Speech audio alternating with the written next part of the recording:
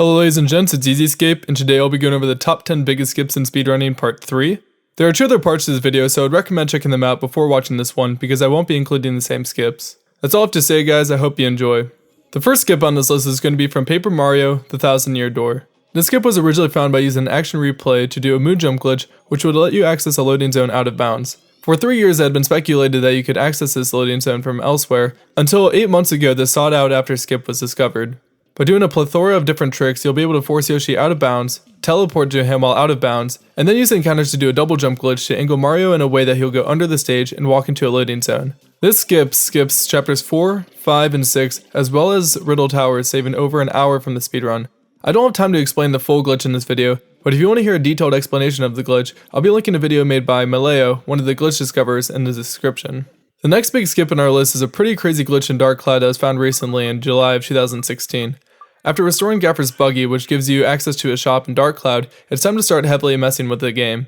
There's a glitch that allows you to get some items from a glitched menu. In order to do this, you have to press right, X, and R1 at the same time while hovering certain items. After moving a bunch of different items and unequipping 12,000 power-up powders from the active menus, you'll be able to warp to the next to last area in the game, Dark Haven Castle. By going to the check encounter and doing a similar glitch, you can modify the game to think that the map you save is endgame credits. When you save the game and reload it, the credits will then be played. The Dark Haven Castle skip saves around 20 minutes from the previous world record, and with all the skips, it definitely saves over an hour from the any % speedrun.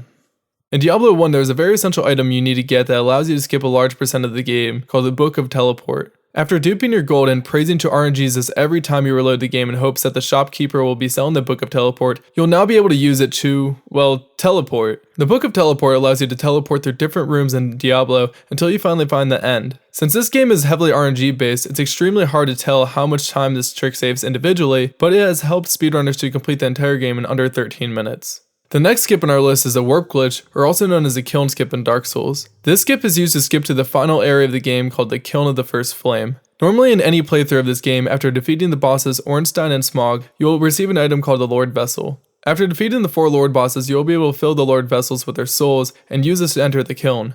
As you can imagine, this takes a pretty long time to do, but the kiln skip skips all of that in its entirety.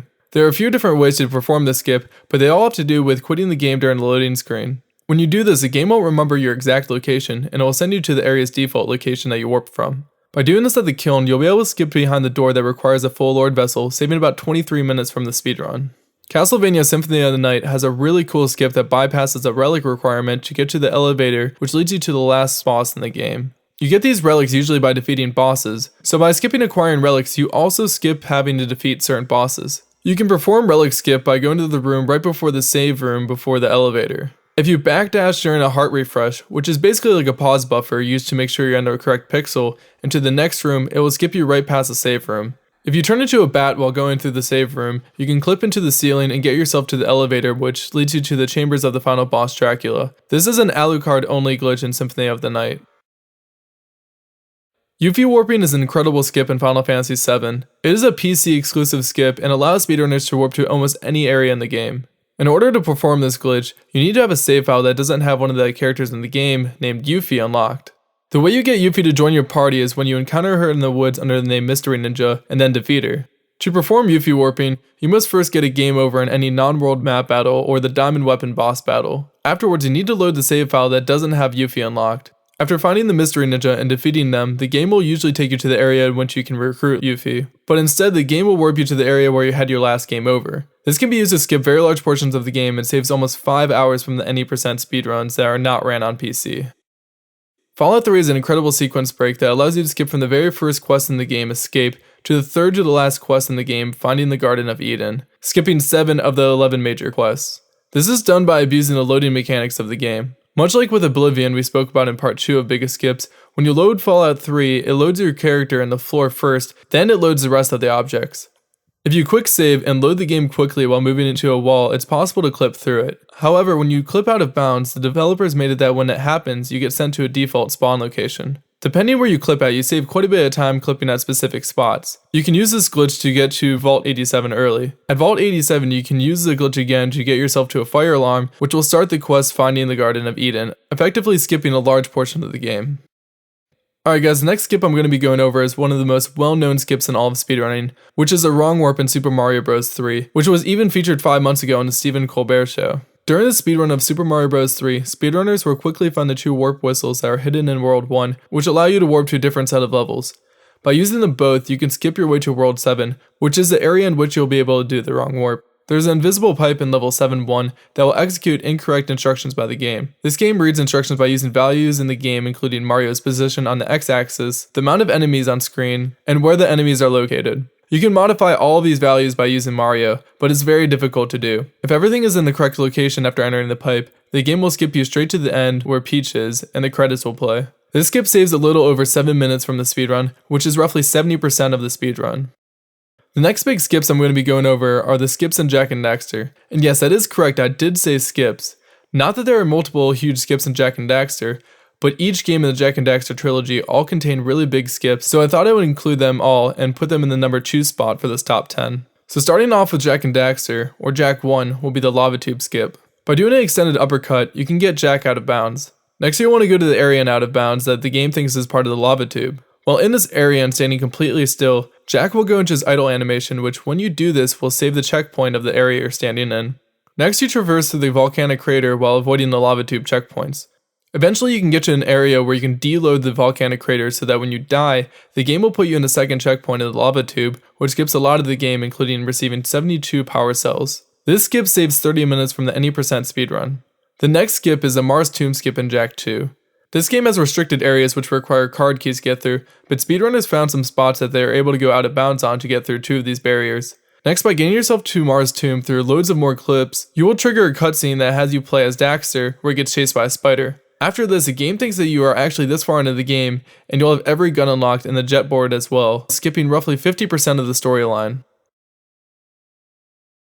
For the last skip in Jak 3 will of course be another out of bounds skip that you do after the tutorial for the game. After getting out of bounds, you need to traverse through the desert by foot until you reach a mountain.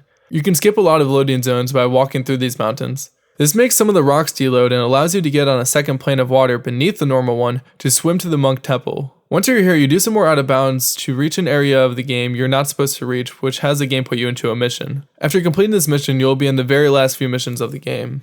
Alright guys, now it's time for the final skip of this top 10, which will be the huge sequence break in Prince of Persia, Warrior Within. This is done by abusing a glitch known as the zip glitch. Zipping is a glitch that works in all of the Prince of Persia games, and is used to rewind time to fix mistakes in gameplay. Although this is useful within the game, it can also be abused to skip through massive parts of the game.